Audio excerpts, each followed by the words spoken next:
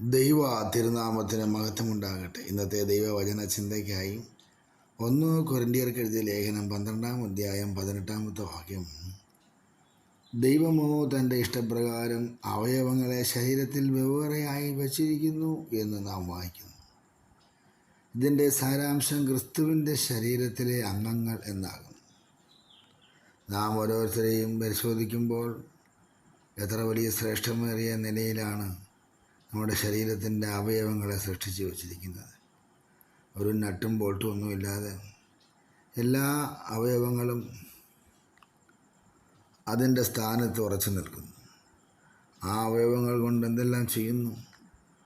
ഓടുന്നു, ചാടുന്നു, ജിമ്മെടുക്കുന്നു, പന്ത് കളിക്കുന്നു, അതോടൊപ്പം തന്നെ ക്രിക്കറ്റ് കളിക്കുന്നു, അതോടൊപ്പം തന്നെ ജോലികൾ ചെയ്യുന്നു, എന്തെല്ലാം കാര്യങ്ങൾ. പക്ഷേ അവയ്ക്കൊന്നും ഒരു ചലനമില്ലാതെ അതിൻ്റെ ആ നിലകളിൽ അതിൻ്റെ പ്രവൃത്തികൾ പൂർത്തീകരിക്കുന്ന ഈ പ്രക്രിയ ദൈവം തമ്പുരാൻ ഓരോന്നും വെവ്വേറെയായി വച്ചിരിക്കുന്നത് എത്ര ശ്രേഷ്ഠമേറിയ നിലയിലാണ്. ദൈവത്തിന് എത്ര നന്ദി പറഞ്ഞാൽ പറ്റും.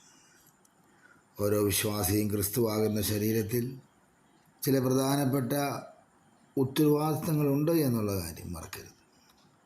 നിങ്ങളെ ആവശ്യമുള്ളിടത്ത് തന്നെയാണ് ദൈവം നിങ്ങളെ ഇരുത്തിയിരിക്കുന്നത്.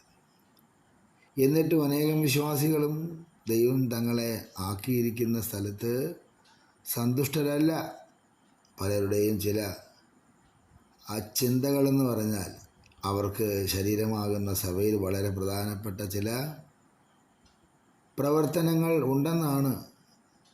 നമുക്ക് ദൃശ്യമായ ശുശ്രൂഷകളുണ്ടെങ്കിലും നാം ഇതിനേക്കാൾ ഉപയോഗമുള്ളവനായിരുന്നേനെ എന്ന് ചിലർ ചിന്തിക്കുന്നു. എനിക്ക് നല്ല ശബ്ദമുണ്ടായിരുന്നെങ്കിൽ ഇതിലും നല്ല നിലയ്ക്ക് പ്രയോജനപ്പെട്ടേനെ എന്ന് ചിന്തിക്കാറുണ്ട്. ദൈവം തനിക്ക്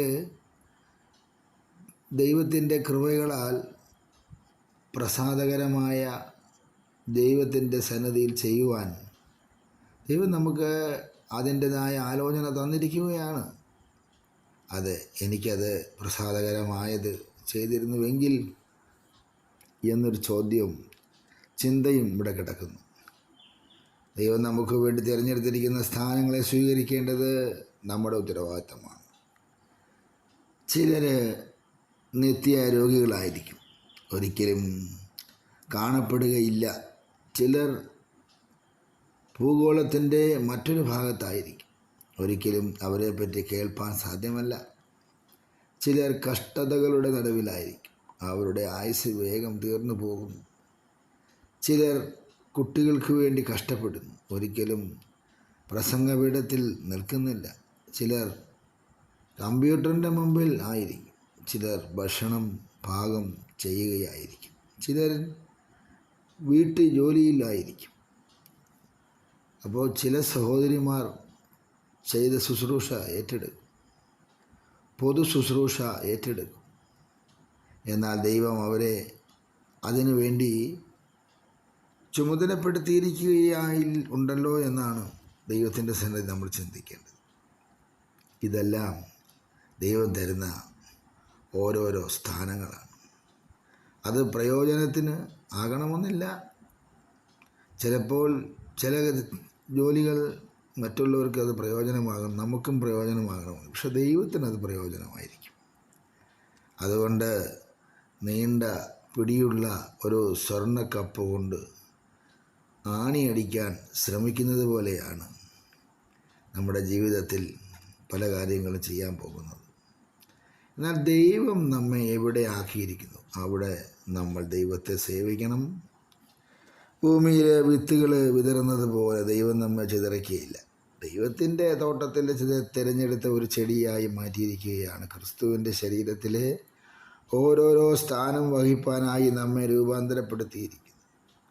അപ്പം അങ്ങനെ രൂപപ്പെടുത്തിയിരിക്കുകയാണെങ്കിൽ ഒരു കൈമുട്ടൊരിക്കലും ശ്വാസകോശമാകുന്നില്ല, കാലിലെ നഖം ഒരിക്കലും ഒരു നല്ല ചെവിയാകുന്നില്ല, വയറ്റിലെ കുടൽ ഒരിക്കലും ആയി മാറുന്നില്ലല്ലോ.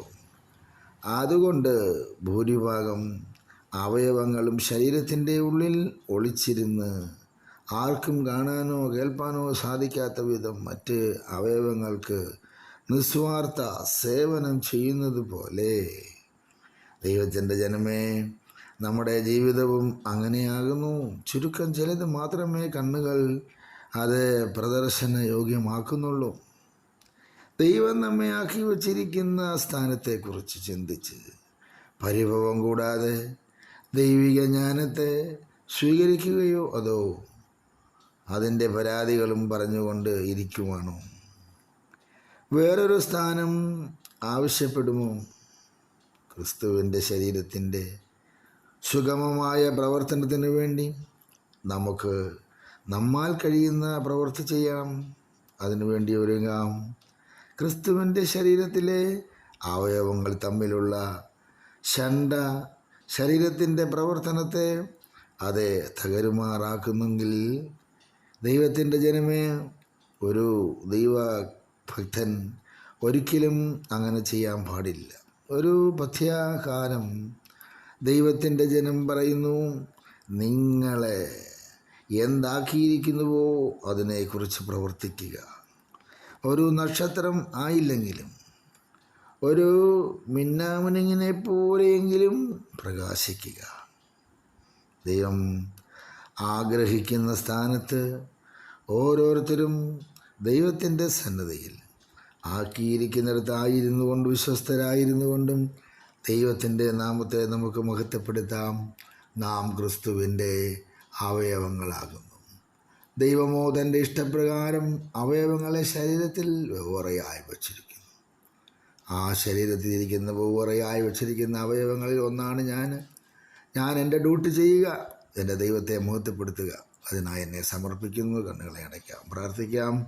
പിതാവേ, നിൻ്റെ ജ്ഞാനവും മാതൃകയും അനുസരിച്ച് എന്നെ ക്രിസ്തുവാകുന്ന ശരീരത്തിൽ ഉൾപ്പെടുത്തിയതിനായി നന്ദി പറയുന്നു. ഞാൻ കൂടുതൽ പ്രാധാന്യമുള്ളവൻ ആകുവാൻ ആഗ്രഹിക്കുന്നുവെന്ന് ഏറ്റുപറയുന്നു. നിൻ്റെ മഹത്വത്തിനായി നിൻ്റെ ശരീരം അതേ കൂടുതൽ ഫലപ്രദമാകുവാൻ എന്നെ ഉപയോഗിക്കണമേ. നാമത്തെ മഹത്വപ്പെടുത്തണം. വചനതാ ഞങ്ങളെ അനുഗ്രഹിച്ചതിനായി സ്തോത്രം. യേശുക്രിസ്തുവിൻ നാമത്തിൽ തന്നെ.